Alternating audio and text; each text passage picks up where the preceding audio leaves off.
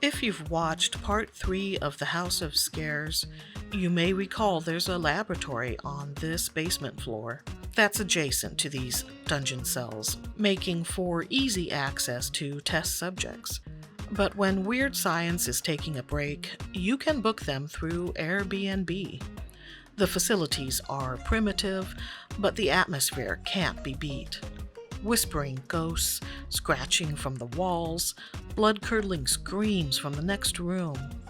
Really, with those gentle, relaxing sounds, it's the ultimate sleep aid. Once again, the paper is 11 by 14 Fabriano Studio cold press. The brushes are all from the Princeton Neptune line, because over the past weeks, producer Mike has been slowly adding to my collection.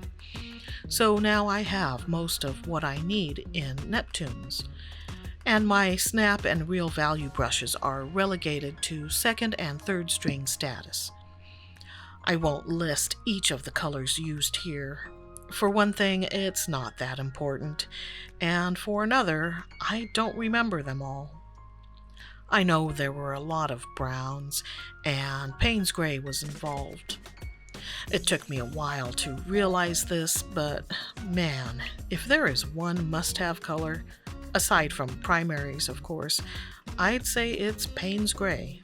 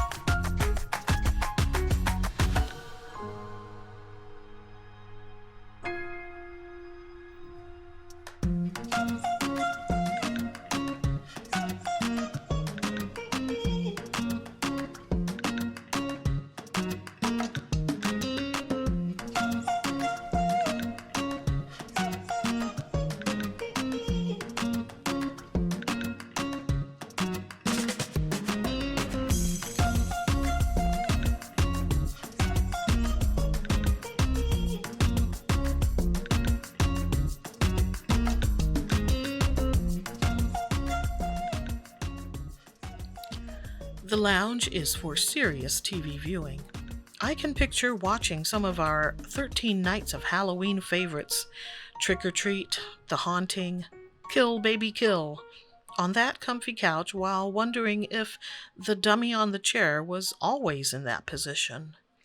And with a handy bar in the next room for snacks and beverages, it's perfect for binging one of those scary Netflix series, like The Great British Baking Show. It seems like you can get away with anything there. I mean, first it's knocking over a competitor's baked goods, then it's trying to take out judges with super caffeinated biscuits. Sheesh, if any place could use a dungeon.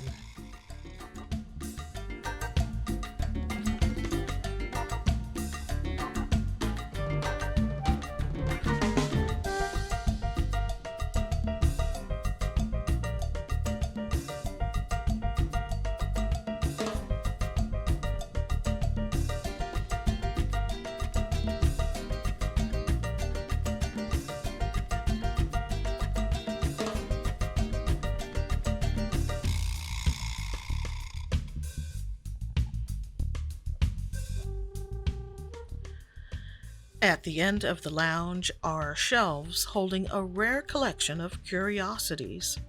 As for the sort of items on display, think Curious Goods, that antique shop in Friday the 13th, the series. You know, that 1980s TV show that had nothing to do with the Friday the 13th movie franchise. The writing was poor, the acting was over the top, and the subject matter sometimes crossed the line of good taste. But the premise was great. Inheriting a dusty old store from a mysterious relative, having a closeout sale so you can wash your hands of the business while pocketing a huge hunk of cash, only to find out that each item you just sold is cursed and bound to wreak havoc with its new owner. And that was just the first episode. The rest of the series was tracking down and retrieving those antiques with help from an older and wiser mentor, and usually after a gruesome body count. Sounds familiar, right? Yeah, it may be forgotten now, but its legacy continued on. Because these days, you can't scroll through a streaming menu without seeing a dozen similar shows. I admit, back then, that was my dream job. Running an obscure curiosity shop, researching and dusting the doohickeys between the occasional walk-in customer. 4 per day, tops. And best of all, living in a cozy apartment above. That's right, those were my life goals. Being my own boss and my own landlord.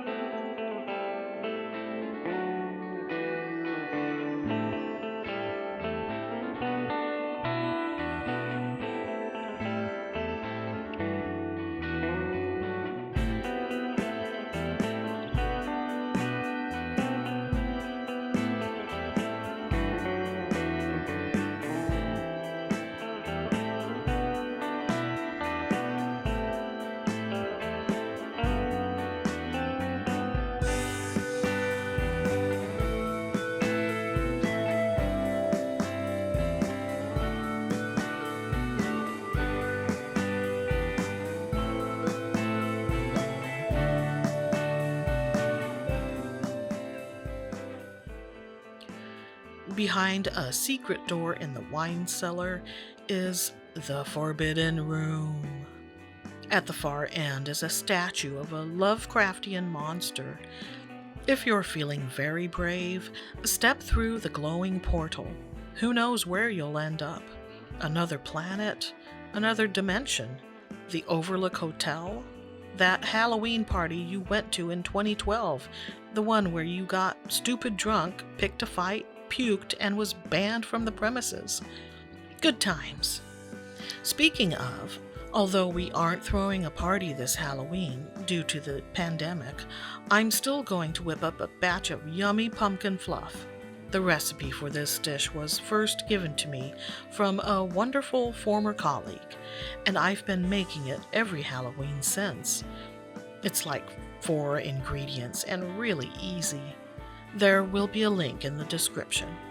What the heck, I'll also include a link to the Inkworks Autumnal Things board, just in case you've yet to feel the seasonal spirit. Not that I blame you. 2020 has been a doozy after all. But that's all the more reason to find comfort in my favorite things, such as the new for me polish on my nails, Show and Teal from Sinful Colors.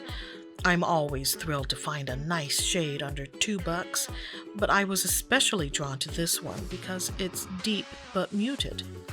And really, what artist can resist a good pigment pun? Hey, just tealing it like it is. There's something I forgot to add at the bottom of the stairwell, and that's the spirit of George who fell down the stairs. Poor George. He was everyone's least favorite uncle, with a habit of sneaking inside the master bedroom to loot the jewelry chest. Guess he must have tripped on a tread as he hastened away that last time, because the idea of a well-timed push would never, ever enter anyone's head, least of all the jewelry's owner.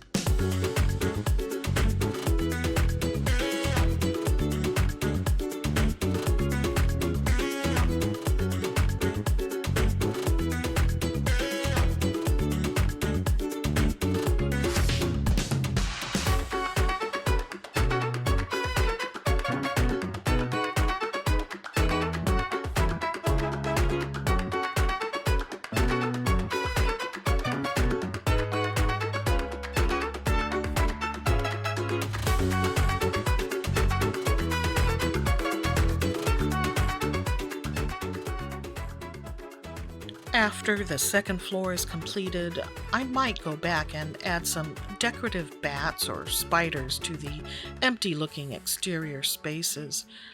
Then again, I might just call it good, because so far I'm pleased with how this project has progressed. From piece to piece, the look has been pretty consistent.